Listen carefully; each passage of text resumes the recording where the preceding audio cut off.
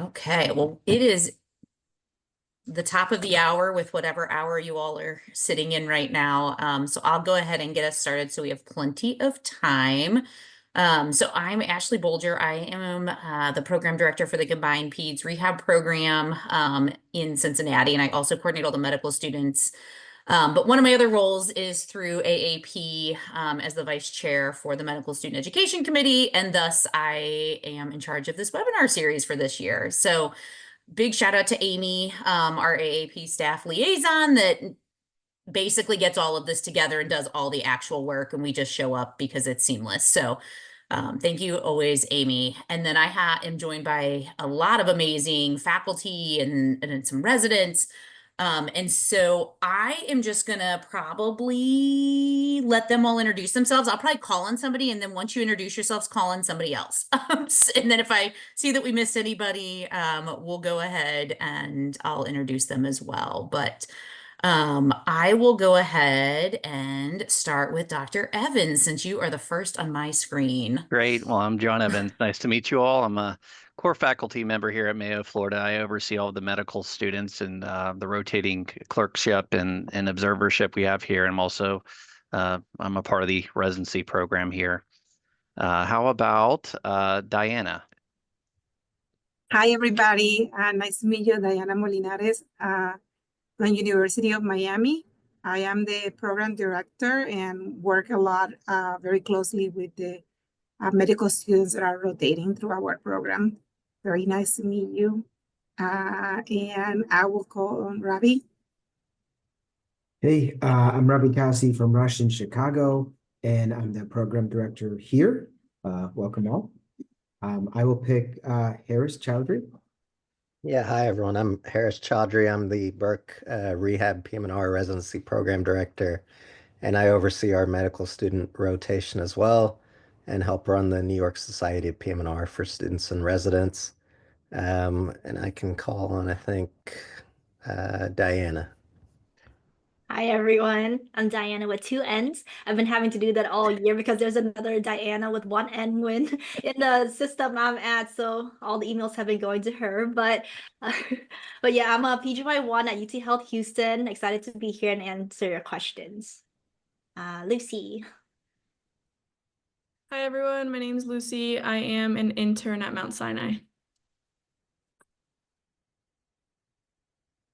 Oh, I should probably pass it on to somebody. Sneha.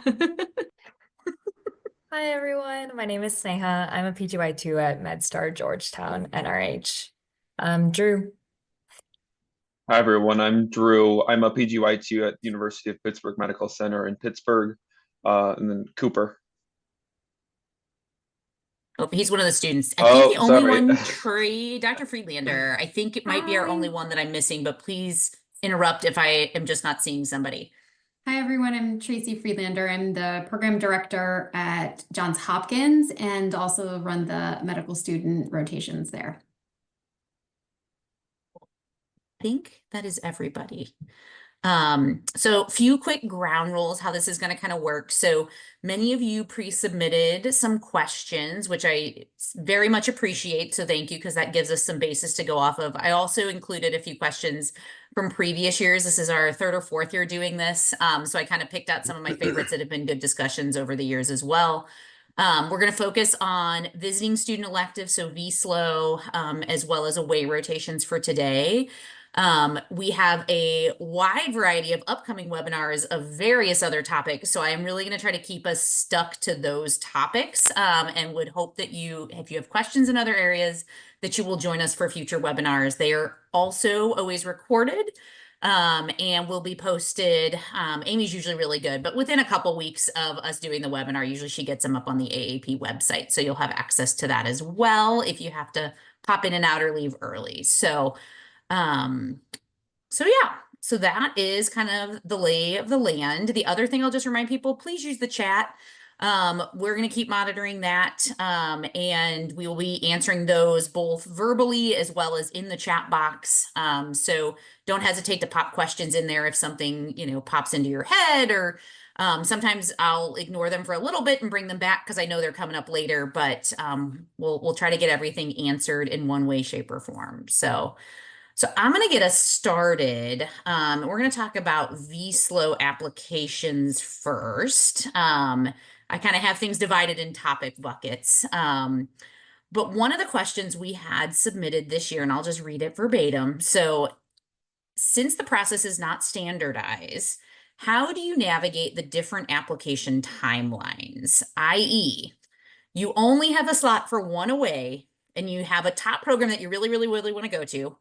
But you haven't heard back from them. So do you apply to a bunch of other places, or how do you navigate that without, with being respectful for other programs, and not just leaving people hanging, but also not over applying, I think was kind of the kind of just behind it. And then it also says, I have heard you get, in quotes, blacklisted from a program if you decline an offer. So have been holding off from applying to too many others. So I will let any of the residents or faculty chime in as they feel they can.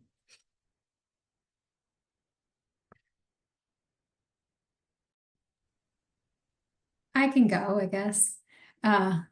So I find that students can just let us know that they have limited spots in their schedule, and that they're waiting to hear back from I don't need specifics. If you're waiting to hear back from another program before you finalize your schedule, we can do our best. I will say our program typically is on like a first come, first serve basis. And so as the spots fill, they fill, but I can certainly share like available spots as of the time of communication. And you can kind of try and figure out whether or not any of that might work depending upon what plays out. But the blacklisting thing is absolutely not true. I wouldn't even know. I feel like stuff comes up, schedules change, like that would be so unkind and very non-PM&R. We would never hold that against you. And honestly, even if you decide you don't like our program, you won't be blacklisted. Like, we understand not every program is for every person. That doesn't mean that you're not a very capable physician and a future colleague. None of that is taken personally. I agree with what was just said. I think the only other thing that I would add on is some programs, if you don't know their timeline, go on their website and just to look when they typically review packets and send out their applications. And if that itself isn't clear enough, then you can just email them saying your interest, and they'll tell you, okay, we're going to be reviewing it in a week or two.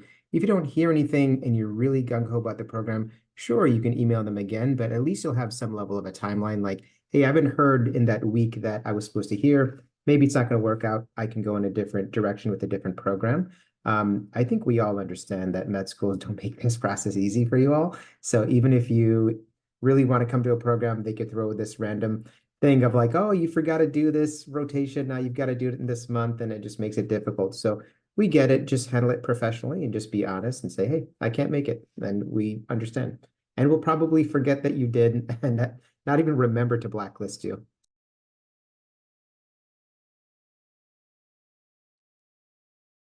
Say any other thoughts from anybody? Or I was gonna say what you were saying, Ashley. Like, for example, in our program, we work closely, but I am not the one reviewing the applications of medical students.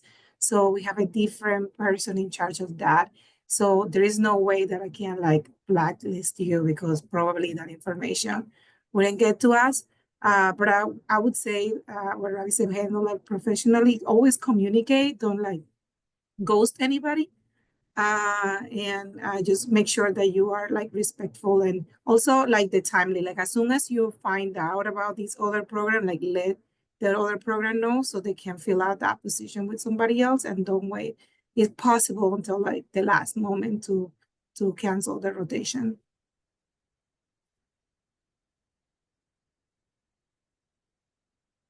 yeah, I think we always kind of talk about within our program, like most of the times we don't remember honestly who canceled if you had to switch something around, because we know everybody's moving and and not everybody's schedules are easy to put together. I think as long as you do it professionally, I think we've definitely had a few that have, whether it's waited to the last minute or done something a little bit that stood out. But I think as long as you're professional, like we're probably not going to remember.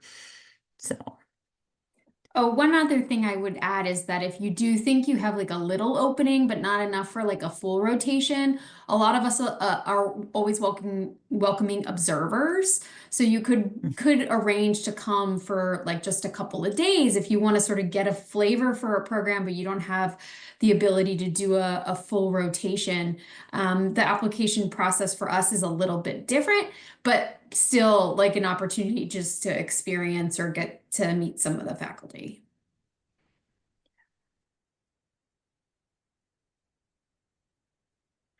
So we kind of briefly touched on this, but what do you guys feel like the timeline looks from applying to getting notified that you received an offer for an away rotation?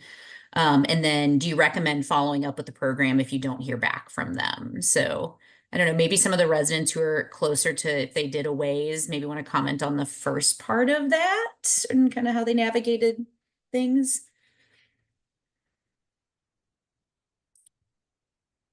I think if I remember correctly, when I applied, from the time I applied to when I got like any emails with the yes or no was around like 1 or 2 months for most programs that I applied to. And if I didn't hear back, maybe within that maybe 1.5 mark, I might reach out to the program. Yeah, I believe mine was about the same. It was about a month after I applied, and then um, I couples matched when I applied, and my wife wanted to do a away rotation at the same time, and she was like looking at 2 programs in the area where I was doing my away, so she didn't hear back from one of them. So we did like reach out to them and email them. They were trying to coordinate it. So I don't think there's any harm in reaching out to a program, letting them know that you're interested, especially if it's around that like 1 month point. I think that's probably encouraged. Like programs like to hear from you and know that you're interested in rotating with them. Yeah, I can add just a thing. I've experienced VSLO both from like being attached to a medical school and being in a standalone rehab. And a lot of it is there's bottlenecks that might be outside of the rehab department's control. So, for example, we never even knew someone applied until it was screened and approved through the registrar's office. And we could not speed them up in any way. They were covering the whole, 20 different residency programs, giant programs all over. Um, but like they said, good communication, showing interest, and then being understanding that there's things we have control of and that we don't.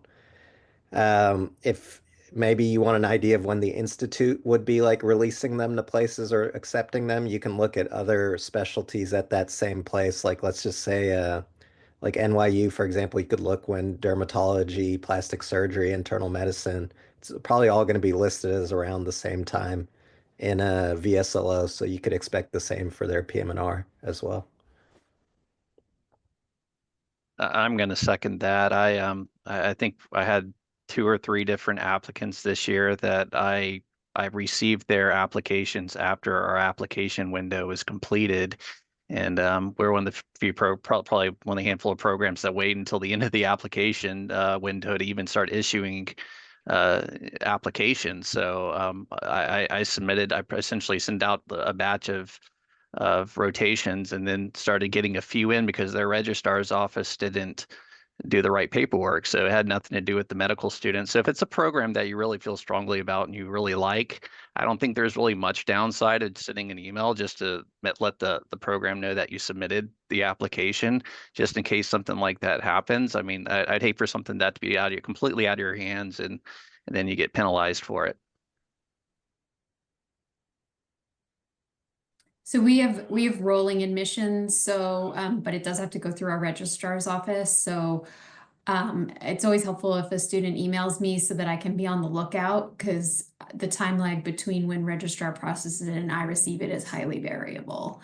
And so I will bug them if it's been a little while and I haven't heard anything about it. And sometimes it's like one document's missing or something like they need that maybe you didn't realize. And so it actually can help the students to get that completed so that we can move things along for them.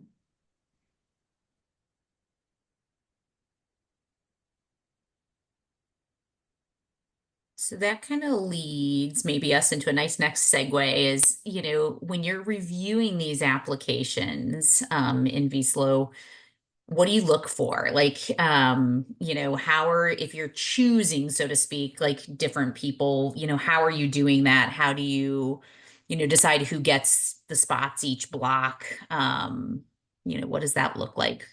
And what advice can you give related to that?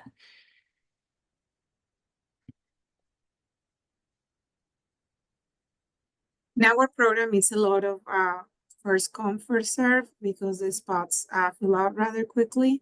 So I always recommend that they try to reach out or to submit their application early on. A lot of time I find people or I meet people in conferences and they were like, oh, I want to rotate at your institution. So it's very good to follow up with that email. So showing interest helps because it kind of like, we are looking for that application. But also most of the times in our institution is first comes, first serves, unless there's like something outrageous, which usually is not the case. Just, I guess on my side, I value like a recommendation or referral, I guess. Like if one of our residents says, hey, so-and-so is applying for an away rotation, I went to med school with them or something. So, you know, having someone reach out on your behalf sometimes can be helpful also. Same if an attending or someone were to do that. Yeah, I agree with the what Harris was just saying about the referral. So when we review packets, we try to review, at least for us, packets of people we know or people that are vouched for. You know, programs do it differently. We've done it a variety of different ways. I think this year we actually, I mean, we were looking at your CV, your personal statement, just similar to application process. So if they do have that, you know, it's going to be important that you do spend the time on writing a nice personal statement. We did see a couple that were just, you know, a paragraph or two, we're like, oh, and then we compared it to other ones that had really beautiful story about their interest in PMR. I'm like, all right, boom, let's bring that person because we were swayed by what they wrote.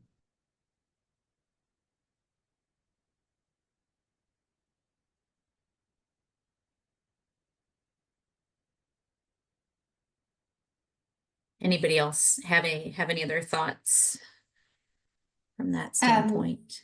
We're also first come, first serve, but it's sort of a rolling thing. The other thing that we will do is we try and limit the number of students that are there at a given time so as not to overwhelm the clinicians and to make the experience more meaningful for you all as students who are coming through, because if there's too many people there, you don't get the sort of one-to-one attention from faculty or from residents that we want you to have so that you can get the most out of it. So if the time frame that you're interested in is full, we can offer you potentially another time frame, but then it may not work for you, or it may not be you know, early enough that you can ask for a letter of recommendation or some of the things that you might want to do out of a visiting elective. So again, that's just kind of keeping that in mind as you're scheduling all of this for yourselves, that, you know, where do you want to plot things out, and that usually there's a limit to the number of students that can be there at once.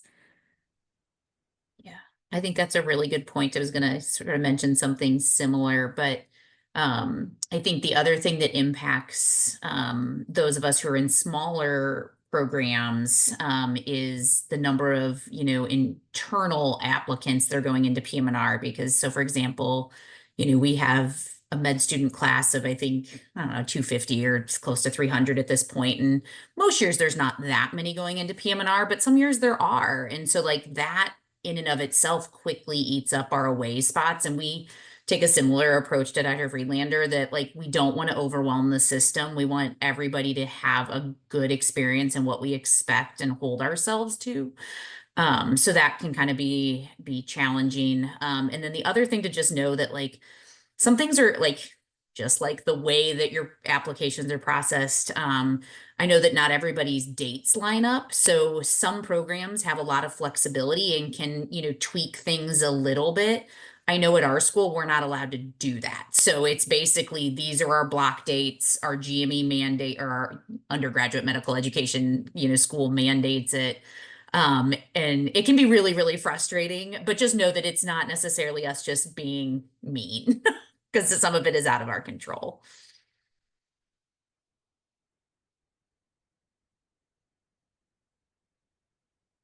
Awesome. I've seen some questions in the chat, but I'm going to ask one more that's kind of in this topic area. But what do people think about, are there benefits to doing a more focused away rotation? So something like, a specific stroke center, pediatric, et cetera, versus a more broad general rehab rotation.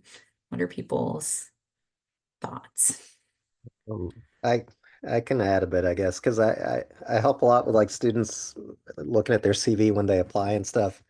Often I see a lot of people seem to only have experienced the sports side of PM&R or the outpatient like MSK. It can be helpful to show that you have an understanding of what your training and residency is going to be by doing something maybe more inpatient focused or specialized on one of those things like spinal cord injury or brain injury, just to show you have a full understanding of what you're getting into.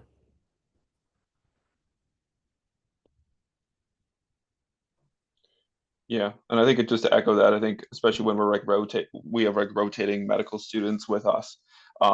I mean, it's good to see that people have an understanding of all the different parts of PM&R because a lot of your, depending on where you go, but a lot of your PM&R rotations will be inpatient. So you really want to understand what that's going to be like, and also that you're going to be interested in that as well, because that is a big part of most PM&R curriculums at most residency programs.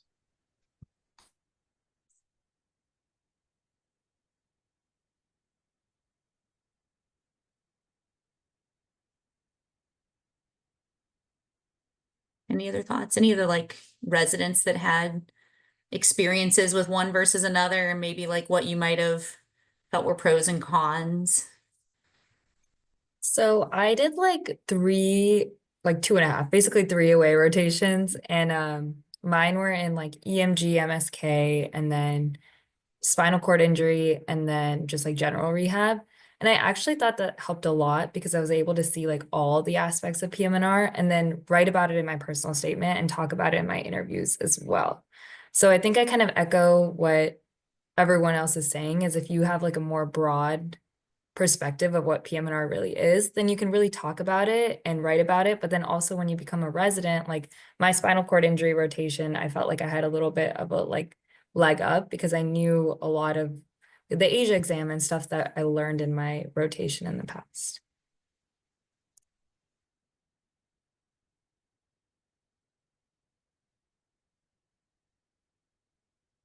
So, okay, I saw a question in the chat, and this was kind of my next bucket of questions anyways. We got a few different things submitted from an international student standpoint. Let me make sure I'm looking at this. Hold on, let me find it.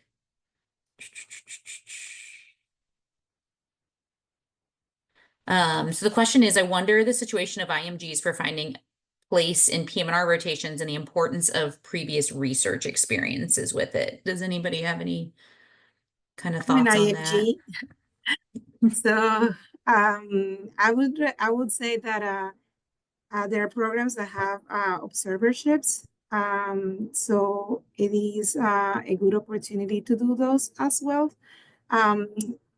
Look for those, and then it's easier to kind of like get into the a rotation. They're not the same process as VSLO, so you have to look outside the box a little bit and try to find out how you can do that. A lot of times you need like somebody that would sponsor your rotation.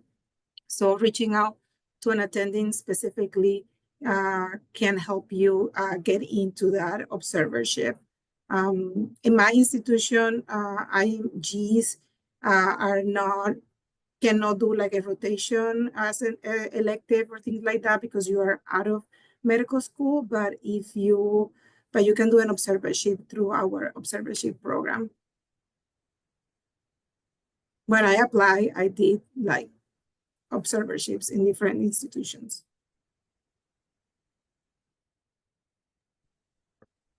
I'll second that. The observership process is separate than the like the rotating medical student rotation, and that's not through VSLO often. So it's often just reaching out to the program and expressing interest. Sometimes we do have spaces for observerships that are outside of our typical season for rotations. So that's certainly a good idea to just look into the observership process for the programs they're interested in.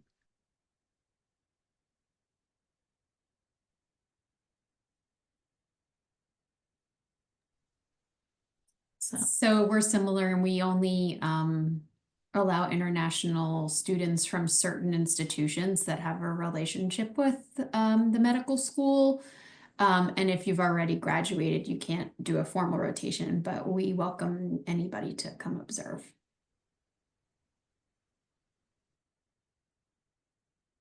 So I know there was some chatter in the chat, but I'm going to bring this because this was one of the topics I wanted to make sure we touched upon. So I want to make sure we bring it into the vocal part of this, but just in terms of away rotations and specific numbers, how do you navigate that as a student?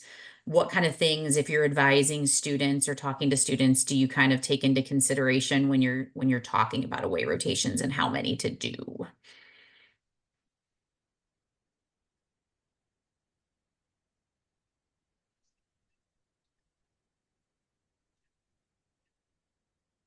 Okay, I guess I could start. I think if you have a home institute or not can determine a bit of that, but I would say at least two aways with goals of getting good letters of rec out of it, and if possible, a third is almost like an audition in November or December, but that's just my opinion on it. Other people could think differently.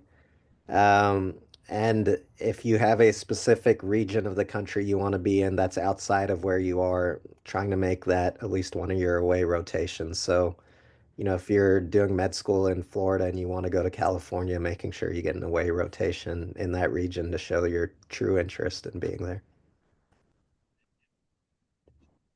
I agree with Harris. I think we were talking about this at the AAP, and I've always been of the mindset of do as many as you can, but I don't know if everyone shares that. So I've changed my opinion to say I think 2 to 3 is a solid amount, but we understand that not all med schools do that. I really want to highlight what Harris said, so I'm just repeating what Harris is saying. But the geographical part of this is very important. If you say you want to go to California, try and you want to go back to California, let's say, make that away rotation at California try to happen so you can really say like, hey, I want to go there.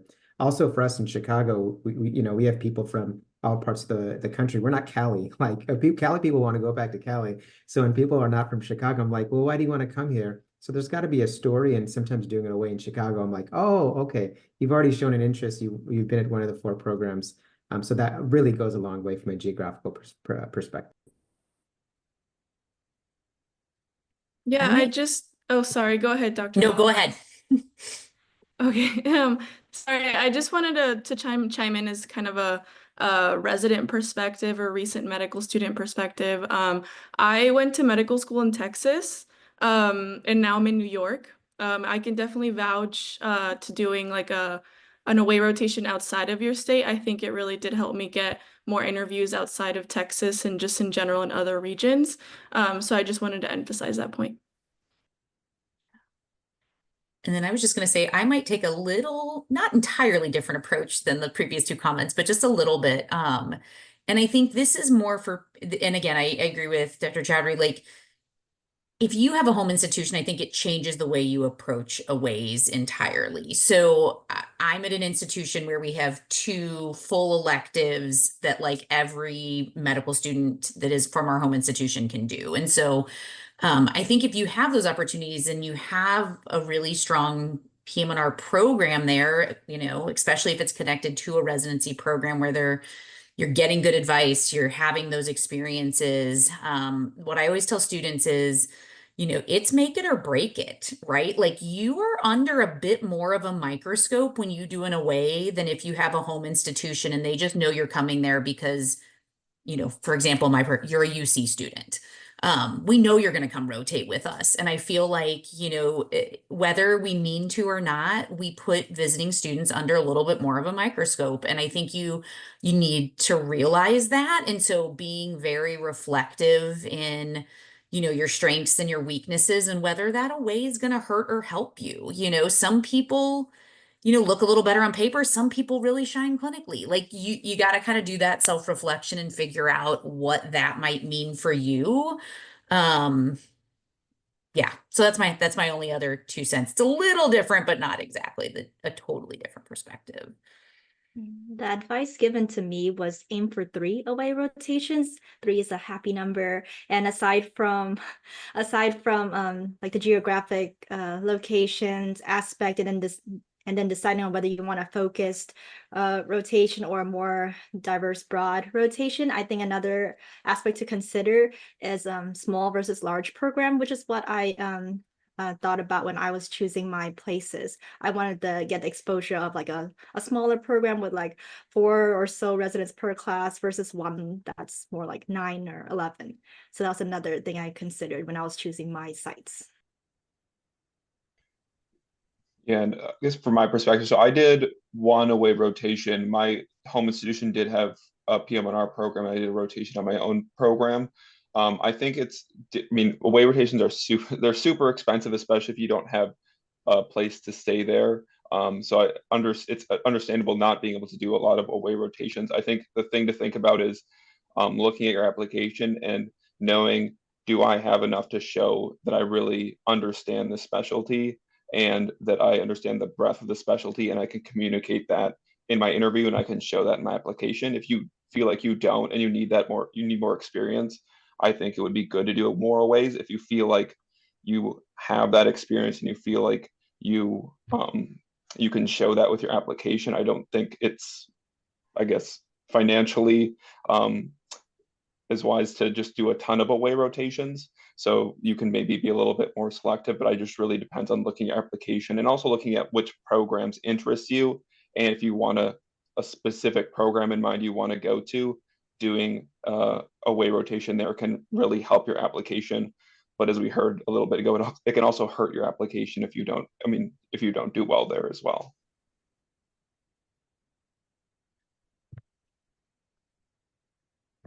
I just wanted to also plug some different funding opportunities. There's a lot of programs that also offer funding opportunities for underrepresented minorities. I actually did one of my away rotations because of that funding. So I would just look into like the VSLO website also has like a list of that. I know Representation in Rehab has a list of that. You can reach out to me as well. I'm the diversity representative for AP. I can help you like look into these things, but definitely just keep that in mind, like if you're struggling with looking to see where you're going to do an away rotation. This might be more of a question for the residents, because I don't know any of the PDs might not necessarily know the answer to this, but one of the questions we got was if you're aiming for one away rotation, does anyone have a sense of like how many applications to submit through VSLO? I don't know that I know the answer to that. I think it's a great question, but I don't know. Okay. Crickets. Okay. I think my gut feeling is just maybe apply it a little more than you think you're gonna need. If you're truly interested, again, like we talked about earlier, like I don't think anybody's gonna hold it against you if things change and you accept and then you remove yourself from that. So I would just take sort of that advice and run with that. I don't know.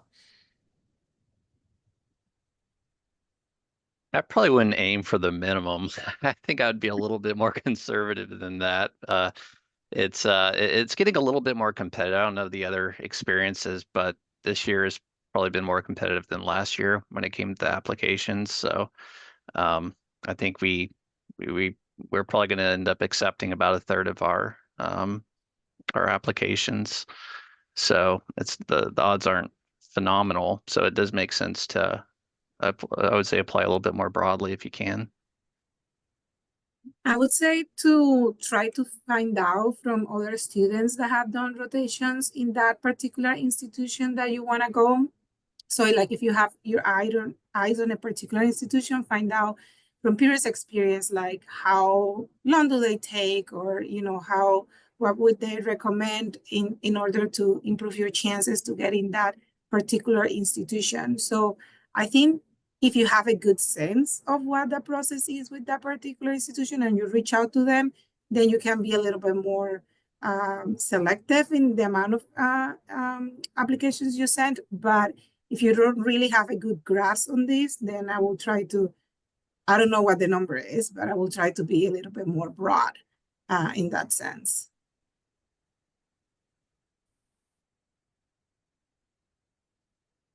I think I applied to around like 25 or 30, and not necessarily 25 or 30 institutions, but it was like spots. So they would say like, oh, like, are you applying stroke at X program or spinal cord at X program? And I want to say I heard back from about like 5 or 6, but I did like send a couple emails out to like program directors or program coordinators and say that I was interested. So I don't know if things have changed, but that was also like 3 years ago now. The other thing I'll just add to that that might factor in is, if you're only looking for one rotation, is it that you only have one specific 4-week block, or are you a little bit flexible? Because I think that's where we often, I feel really bad and have trouble, is if you only give me one rotation and that happens to be filled up with our internal medical students, I can't do a lot with that. And so I think that probably plays a role in it as well, of like, how flexible are you with dates? So.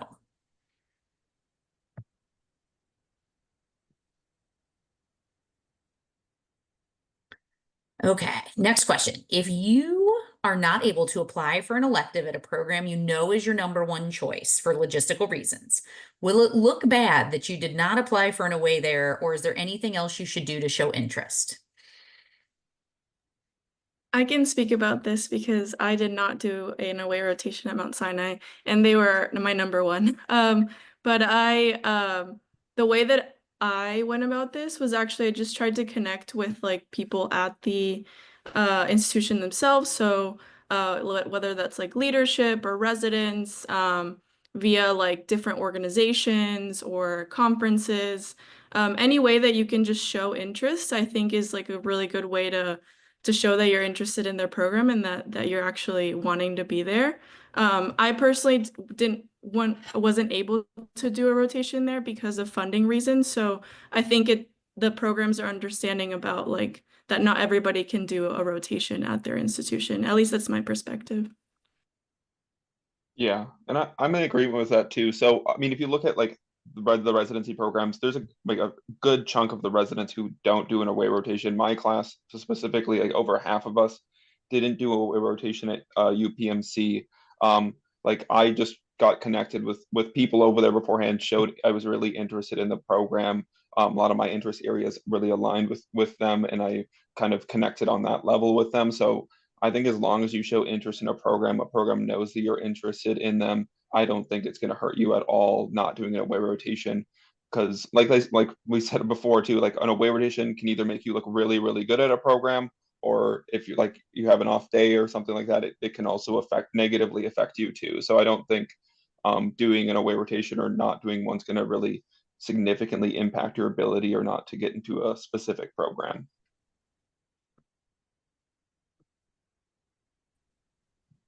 I'm going to tell you all a secret that program directors ultimately want residents that have strong interpersonal communication skills and a good understanding of how the healthcare system functions. And what that means is the more clearly you communicate with us, the more impressed we're going to be with you. So if you reach out and you say, I'm really interested, I'd love to talk to you sometime about the program. I've talked to all of these people. I've connected with other parts of your institution. We're going to be really impressed because that's what we want in a resident, and you're just demonstrating you have that skill set. So that's going to take you really far and probably makes you stand out, even if you didn't rotate at that place.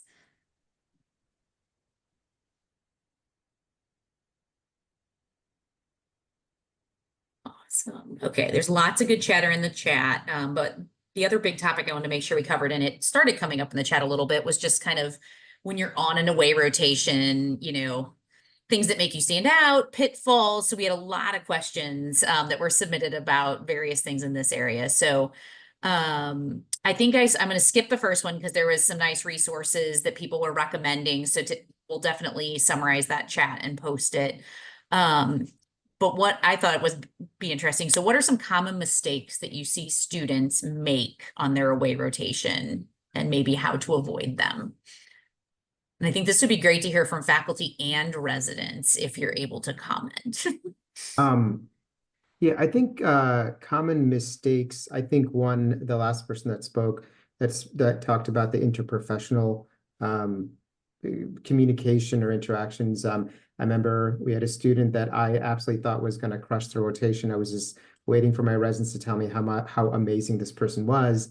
And then within 3 days, they were just making these jokes about how this person was just kind of not being the best person in the way that they treated their fellow students and the resident and everything else. And I was like, golly, I was like, this person was going to be my number one. And now, you know, this is going in a different direction. So the biggest pitfall is to just not be a good teammate, or maybe just not a good fit for the specific program. And the number two thing, and this touches on everyone saying, like, how do I prepare? It's, yes, preparing all that stuff that they wrote is very important, but we're all looking for growth. You know, we're all egotistical teachers that want to feel like we make a difference in everyone's life. So if we're teaching you something and you show growth, that makes us feel like we're good teachers. So the biggest pitfall for me is when we see someone that comes in and they're good, but they just stay at that level, they've stagnated, and we're not seeing that growth and that jump, particularly if they stay for 4 weeks. That's usually our biggest, quote unquote, red flag, along with the interprofessional stuff.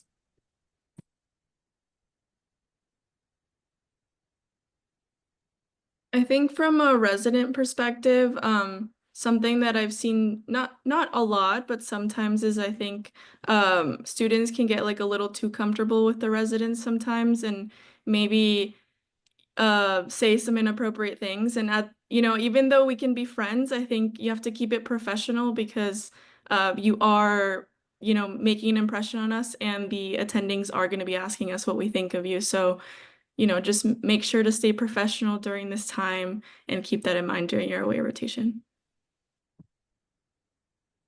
Yeah, and just to echo that, this isn't to scare everyone, but like the residents are the ones who are asked a lot of times about the performance of a medical student, because we're the ones spending the most of the time. So sometimes I see medical students act a lot differently than the residents, the attending, or they work a lot harder when the attending's around and not so much when they're not around, because they think the attending's the one who's going to be the primary one evaluating them.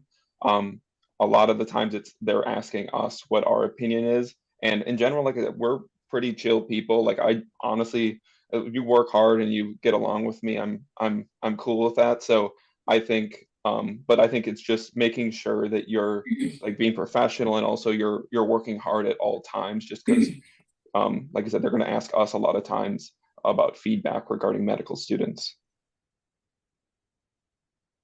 So that would actually be my suggestion would be to ask the residents what you can do to impress the faculty or to help them to make their work easier.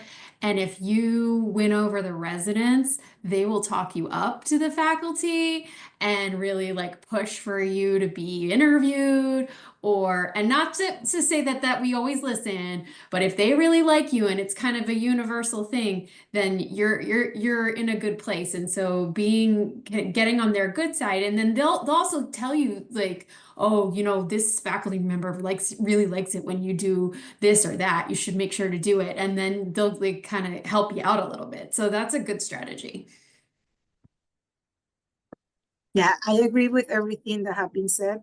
Residents make it or break it sometimes. Definitely a lot of people have gotten interviews, at least, if not like rank higher, because of the relationship that they were able to establish with the residents and how well they fit into the program.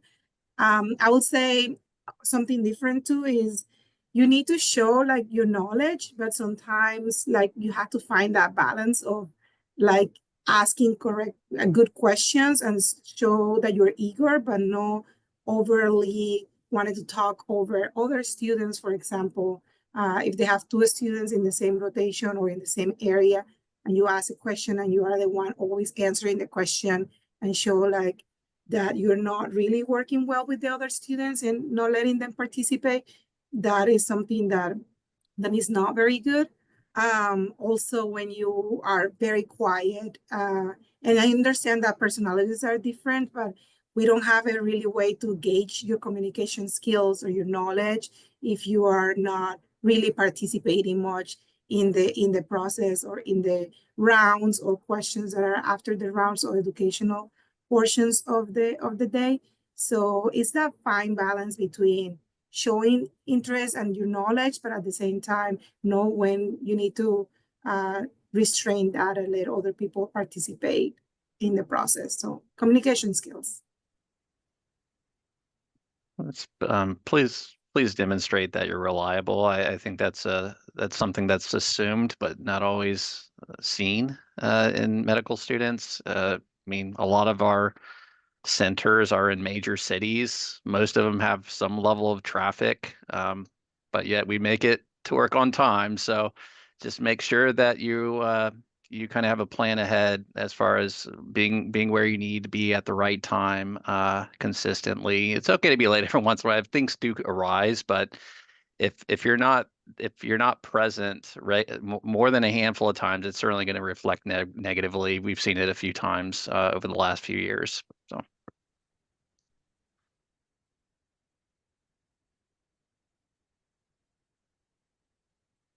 Okay. I've got some other really, I think these had some more fun questions in this. So, do you recommend offering to do educational presentations, like quick ones? And then the second part of that question was, how many is going the extra mile without being overbearing? And that might apply to lots of things as well. So how do you navigate, I feel like, that never-ending battle of like being helpful, but not being annoying, so to speak? I think for like the second part of the question, I've had away rotators that were like so incredible in the sense that we'd be in rounds and the attending would be like, hey, can you call and make an appointment for this person? Or hey, can you call and do this? And I'm writing it down. But even if it's not that medical student's patient, they'll write it down and then they'll come back to me later and be like, hey, Sneha, can I make the appointment for this person? Or can I like follow up with this consultant? Or can I do this? Or teach me how to do this and then I'll do it from now on. I think that's really, really helpful. I also think that like asking for more responsibility, like we're all pretty chill, like we don't want to make you feel super overwhelmed, like we know that you're in a new place and all of that stuff. And so I don't start my like away rotators with a ton of patients, right? And then once they start asking me, they're like, hey, can I take on more responsibility? Can I?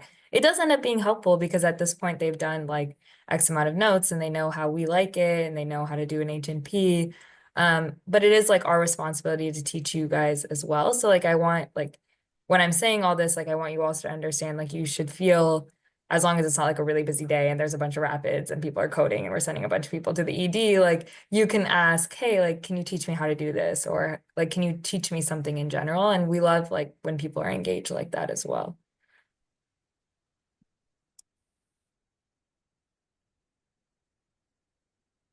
This is more of like a personal preference, but like genuinely don't want to sit through you giving me a 10-slide PowerPoint presentation. I am confident that you can put one together and probably rock it, but like there's so much to get done during the day and there is that isn't to me a great demonstration of what your knowledge is. I think you seeing patients and applying your knowledge to caring for them is a much better demonstration to me of your capabilities. So if you go see a patient and you perform exam and you're like, I saw this really interesting exam finding, or could you come look at this patient with me because of whatever I saw and I'd like to get your perspective on it. That to me is like, wow, you paid attention and you actually are trying to learn more from it. Like that's such an exciting thing to do, and it's relevant and it has something, it's going to help the patient. And so I think that kind of thing is going to be more impressive than like preparing a poster or something like that.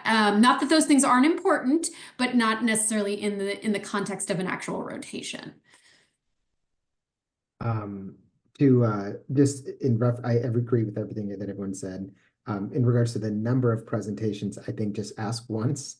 They say, go ahead, do a presentation, don't do anything more than that. If they say you don't need to do one, don't just make one and then, put up a PowerPoint presentation in the middle of rounds. They clearly told you don't do that. So, and I agree with, the more you can demonstrate your actual interest clinically on rounds and showing value to the team, the better. And I think Sneha said it really nicely is you always want to ask first because you don't want Sneha, for example, to have done the thing already. And then you say, oh, I canceled your appointment. I made a different appointment. You don't want to do that. So. Yeah, and I echo everyone's points. I mean, don't do a presentation unless someone, I guess, the attending asks you to do it. Or like I said, maybe ask once. But I would say, like as a resident too, if they ask you to do a presentation, like a short presentation, don't do like a 30-minute presentation because the attending will be like, I need to go get stuff done. The residents will be like, man, we have to go get stuff done. And we're not gonna like rush anyone through it or anything. But yeah, if it's a brief presentation, just do a like 5-minute, 10-minute presentation. And yeah, you don't have to go overkill. We're not grading you on how long your presentation is or anything. It's just more for your learning experience. And like to that, like to the presentation aspect, I feel like it's probably better if like someone's like, you don't have to do a PowerPoint presentation to integrate it in your like assessment and plan. Like, for example, if you're like, hey, I want to change this medication on this patient. I read this paper and it said this. What do you think? Like, I think that really shows that you went above and beyond and you looked at the data. And like, I have learned so much from my medical students when they've shown me like a bunch of literature and they've been like, what do you think about this, Neha? What do you think about this? And I think that also really goes above and beyond.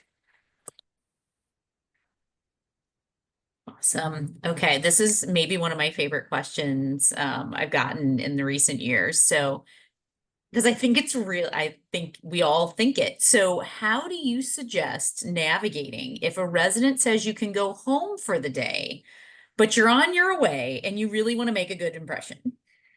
I'm curious what faculty and residents think about this. I think it's a great question. I just laugh because I just had a town hall with my residents and I told them like, hey, you cannot be sending the medical students home too early. They put them in a very uncomfortable position because yeah, like you said, they're like want to stay longer, but at the same time, they don't want to like upset the resident or be there hovering over them.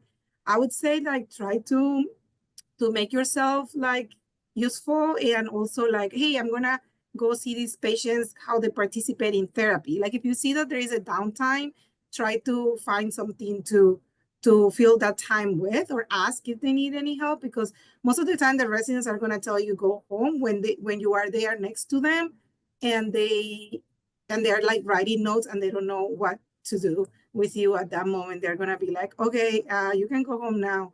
But if you are like, oh, I'm going to the gym, or like I'm gonna read on this thing, on this pathology that I saw today, or I'm gonna check on this patient early in the morning that wasn't doing so well, I'm gonna see how they're doing now, then that gives the opportunity to be like, okay, you're busy, you're doing things, and less chances of the resident sending you home or telling you that you can go home earlier. Hopefully my residents are not doing that because I ask them, but I know that it comes up quite often. I agree with that. I get mad when the resident send the students home. That used to happen a lot more until I lost my cool a few times. I think the main thing that I would recommend is read the room. I like the comment about the residents may be so stressed, they just leave me alone, let me do my work. If they are stressed and it's 1 p.m., they're saying just go home. I think the easiest thing to be like, can I do anything to help you? And if they're like, no, just be like, hey, I'm gonna go to the cafeteria or the library. I'm just gonna be reading there. Here's my cell. If you need any help, I will come back and I will help you out. If it's like 3:30 and you know they're gonna leave at 4 and they're not doing anything, they're themselves are on their phone, it's totally fine to go home. So just really read that room. And I think sometimes when they're sending you home, that might be a signal that either you're being annoying or they're just too stressed. I think you can solve that by just having a little bit of separation and then recalibrate the next day. But I think finding a place to just read on campus is always a smart thing to do. Yeah, and I think letting the residents know, like when I know a resident is doing like a audition rotation, I'm not trying to screw them over or anything. I know when the attending is going to staff in the afternoon. I know the days attending at clinic in the afternoon, it's not going to be there to staff. So usually, if you let the resident really know that you're doing an audition rotation and that all that face time with the attending is important, and you want to make and they want to be you want to be present there and doing things. We're not trying to screw you over at all and not trying to just tell you to leave and making you look bad. Usually when I knew that from a resident, I would from a medical student, the days I would tell them to go home early would be when there's actually nothing to do, there's no learning experiences, and the attending's not going to come back and round in the afternoon, and they're aware of that as well. So I think as long as you communicate with your resident and your attending, you should be okay. I want to kind of echo what Drew said. I think there's like two circumstances in which a resident can send you home. One is like if we're super overwhelmed and there's like a lot to do. In that sense, like I know our admission board is always up. Like it's very helpful if someone's like, hey, can I just like start prepping your H&P for you? Or can I start like, doing these kinds of stuff? And that like helps like wonders. When I have a prepped H&P before I have to do an admission, like thank you so much. But the other perspective is like Drew said, when like our situation is when there's no one or nothing to do and there's no learning, I would like definitely send my med student home. But I do like notice and I appreciate when they're like, hey, like now that we have some downtime, do you mind teaching me about spasticity or do you mind teaching me like a little bit about this? And I'm like, yeah, we can read about it together. We can go through these books. We can do this together. Because likely if I'm sending them home because there's nothing to do, I also have nothing to do. So that I also feel like is another way to be like, okay, let's do this 30-minute talk, and then you can actually go. And you kind of fulfilled your duty of staying that little extra and asking. I think the culture in PM&R is very good, so I don't think there's a lot of mind games. So I don't think you have to worry about that as much. So when you get told to go home, I don't think it's going to be necessarily a test that you're either going to pass or fail. So I wouldn't look at it from that perspective. Fantastic. Well, we are nearing the end of our time. So I am going to take a moment. And Amy, if you want to put up your slide that you have, first and foremost, thank you guys all for coming. I hope this was helpful. Like I've said a few times before, we have a whole series of these that are going to happen over the next several months. So check out the dates and please join us for any or all of them. Thank you to all of our panelists, both faculty and residents. We could not do this without you, and we know that you're giving up an hour of your time, most of you in the evening. So thank you so much for that. And then last but certainly not least, we are going to try to get some data this year. So we would really appreciate if you are a student attending, use this QR code. We have a really quick survey. We're just trying to get a sense of who's attending these and like just some very basics, what was helpful, what was not, so that we can continue to improve what we're doing every year. So we would love it if you could take a few minutes to fill this out because it'll really help us plan for future years. But with that, I'll let this sit up for a minute, but really, again, appreciate everyone's involvement and hopefully we'll see you on a future webinar. Thank you guys so much for attending.